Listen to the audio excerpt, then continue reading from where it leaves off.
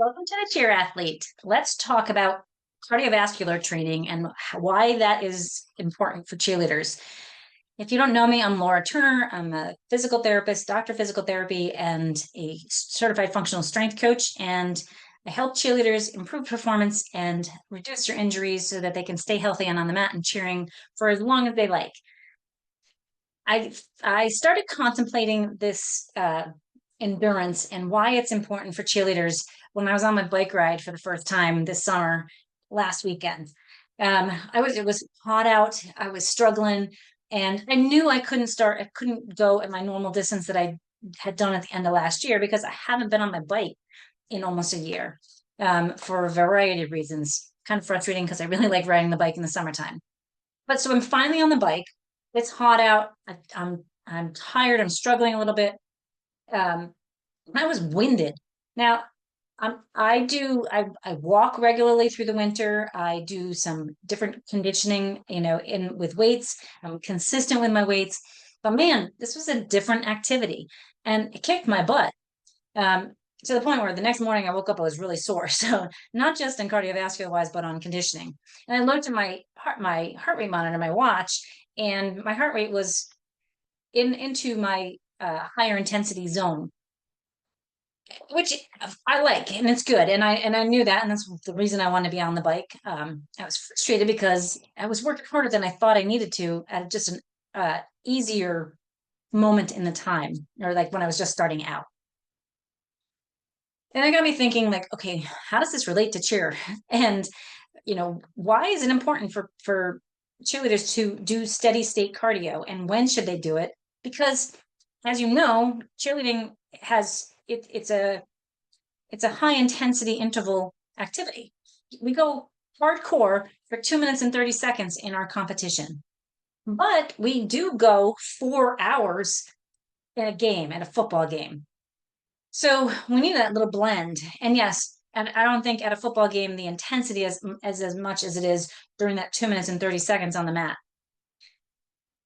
But we have to train both to be able to be efficient at both.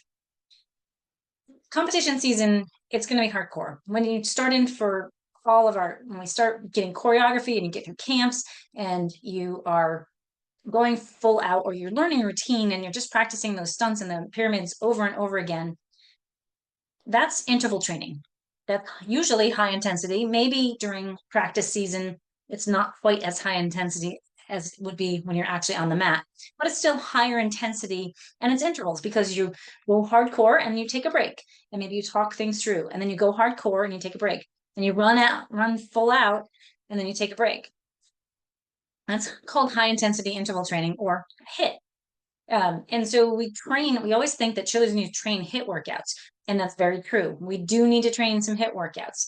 Generally, twice a week is good. And probably right as you're leading up into competition season. Like, I think those high intensity interval trainings are really good at the start of like September when school starts. If you're in high school and you're just starting to really get into the flow of it, like that's a time to train that HIIT workout. Now, in the thick of summer, is the time to train more low intensity, steady state, cardiovascular.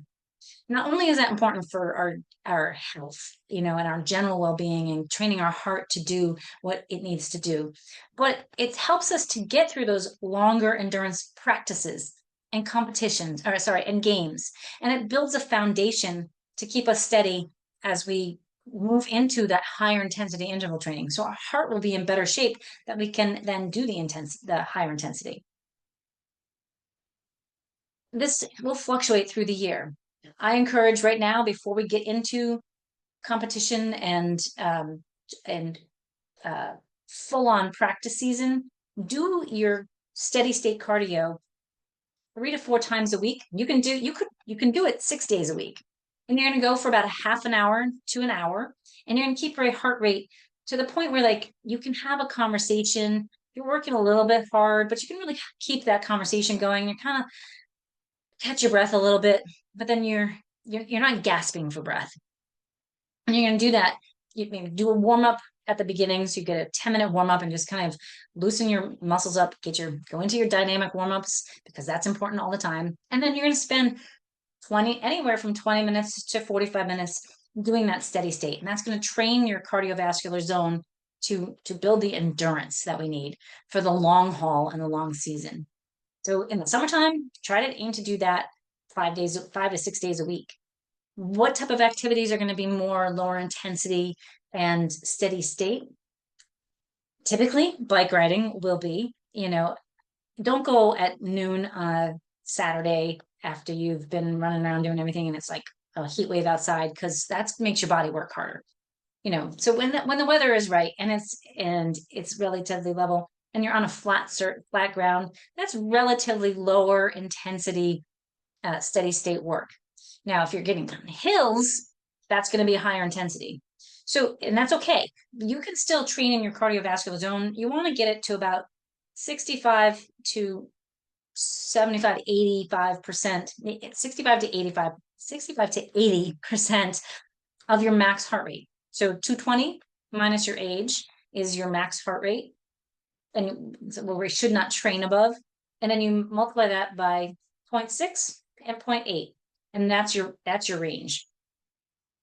For a 20-year-old, that might be 160 might be that 80% range, and 6 times 200 is 120. So 120 to 160 might be your cardiovascular zone that you want to train in and kind of keep it in there. So when you're going off those hills, you might edge towards 160.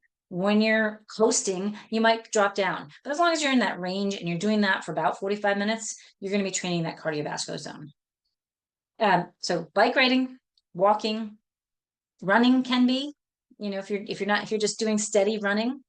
Swimming can be. You might get on a rower. You might, those are my go-tos. An elliptical trainer. I don't love elliptical anymore, but you can get in a steady state really good, really easily. Stationary bike, same thing. So any of those modalities will help you get that steady state cardiovascular and heart training work. Now you can also, in this time frame, so you might do 6 days a week of steady state, but maybe you're going to throw in 2 days. So 4 days a week steady state cardio, and 2 days a week after your hardcore workout that you're doing your strength training. You do your warm up, you do your strength training, and then you're going to give yourself a high intensity interval workout. And this you're going to do twice a week at the end of the workout, and you're going to just blast. So maybe you're going to do hill repeats on your runs. You're sprinting and you're going up the hill, you run up the hill and you walk down the hill to let your heart rate come down. For this, you're going to work more in the 85, 90%. So you might get up into like 170, 180 beats per minute. If you're a 20-year-old, it varies. So if you're a coach and you're listening to this, or a parent and you're older than 20, your heart rate, the max is going to be less.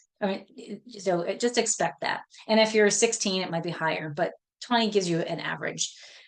So you do that higher intensity interval, you get up to that max for, you can make a point to train it for 3 minutes. So train for 3 minutes and then drop it down until your heart rate comes down into the lower intensity range, maybe into that 120 range, and then bump it up and then bring it back down. If you're doing this as we call it finishers sometimes in strength and conditioning. So if you're doing it as a finisher at the end of a workout, you're going to sprint up the hill and walk down, sprint up the hill and walk down 10 times.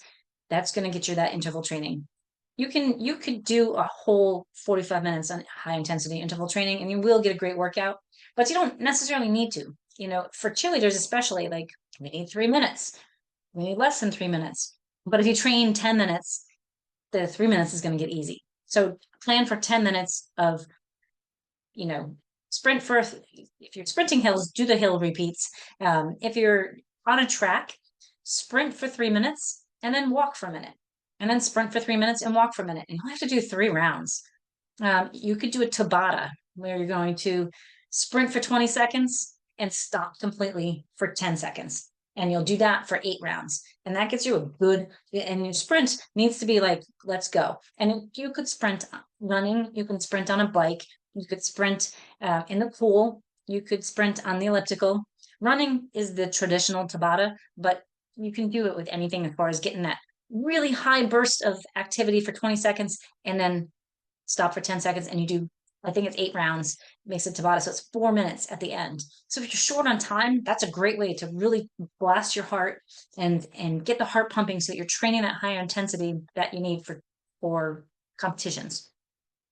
You shouldn't do that at every single workout. If you're working out and you're lifting 4 days a week, you can make a case. I think that's the time in season to really do a little bit more in the beginning of the season, September, beginning of October, and then you're getting into running full out. So ease back on the training for that because you've trained for it and you're ready to go now to work your full outs. So training high intensity sometimes, training steady state cardio sometimes. In the summertime, you can make a blend of them. You also have to get your strength work in. And sometimes your strength training is going to be steady state cardio or higher intensity cardio because it'll vary on what you're lifting. If you're lifting heavy and you're taking a long break, that's high intensity interval. If you're lifting heavy and you're doing a circuit, like the way I like to program, you might stay in a lower state. So you're going to just keep it slow and steady, and you're going to get your heart rate up a little bit, and you're going to keep that in that 60 to 80% range.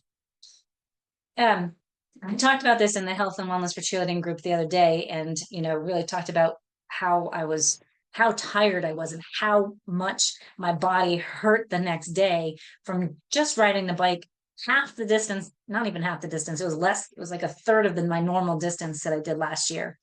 But I haven't done it. I didn't get on the bike all year. It's important to do cross training and do different activities so that it challenges your body. I didn't have an injury. It was sore because I was trying something new that I haven't done in a long while. And I use muscles in a different way. That's one reason I encourage kids, in the off season to do other activities, like get out and swim, ride your bike, jump on a trampoline with your friends, play tennis, do something that's challenging your body in a different way. And you work on your coordination, you work on your balance, and you work your cardiovascular conditioning and your muscles in a different way that allows you to move more freely and challenge your body so that you can be better at the things that we want to do. It's hard to do this programming. It's hard to be like, I got to fit it all in. But if you look at the whole year and you look at what you're going through the year and you look at where your time is, like the downtime in the training season and the choreography and the competition and the really blasting drills, downtime is now. Now's the time to be building that strength and building that foundation. You're going to ramp a little bit in the beginning of the season and power in the higher intensity work and building more power and endurance. And then when you get into December, you might taper off a little bit and do a little less strength training, a little less cardio conditioning, because it's happening in your routines and you're going to maintain that. So at that point, outside of the gym, you might do more slower states, like super light, just to keep your endurance up so that you can make it through a full day sitting at a competition, waiting to get to your routine. And the same goes for strength training. So you have to really vary it through the year. They call that periodization. It will depend on where you're at and what your ability level is. But the more you start to train it, you get into the strength routine, the easier it's going to get. If you have any questions, please don't hesitate to reach out. I know I can ramble a little bit, but I think it's really important. Like, make sure that your athletes you're doing some cardiovascular training, because it's really important for you and for your heart health, for your bone health, and so that you can get out there and compete and do the work that you want to be able to do. You can reach me, Laura, at movebetterllc.com, and all my links for all my free guides are in the show notes. And I am going to be putting on another webinar. So I'm trying to do monthly webinars. So the next webinar will be Tuesday. I'm not going to remember the date. It's coming up. Today is July 17th. It is July 23rd at 7 p.m. Eastern Standard Time. There will be a recording if you sign up. So sign up because you'll get the recording. If you don't sign up, you don't get the recording. And I'm going to talk about strength and conditioning and why that's important in preventing injuries for cheerleaders. And we'll talk a little bit about this in endurance, and we'll talk a little bit about strength training and importance of warm-ups, which we've done in the past, but we'll keep going because it's really important.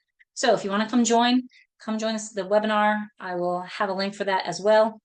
And if you have questions along the way, or if you want to work with me and you want to work one-on-one with me, you can go. I now offer a move-in screen where you can send me a video, and I will put that video pieces together and give you an exercise routine that's going to help you improve how you're moving and be able to get your flexibility better, your strength better, and see what you need specifically. And I also offer one-on-one personal training. So there's lots of ways that you can work with me. So if you're interested, the links are in the show notes, and you can always email me directly or find me on Instagram and direct message me, or Facebook now too. So lots of ways to reach me. I hope you have a great day. Get out, get some movement in, get it done early if you're in the thick of summer like we are here in Massachusetts. Get it done early. Make sure you hydrate because it is going to take a lot more out of your body. Do your mobility work beforehand, get warmed up, do your strength work to keep building up, do some stretching afterwards, get yourself in the best shape yet for the next season to come. Have a wonderful week. Don't forget, when in doubt, breathe it out. Take life one step at a time. You can do anything that you put your mind to. And as my friend Drew Kelleher used to say, you're responsible for your own vibes. Let's go get the day.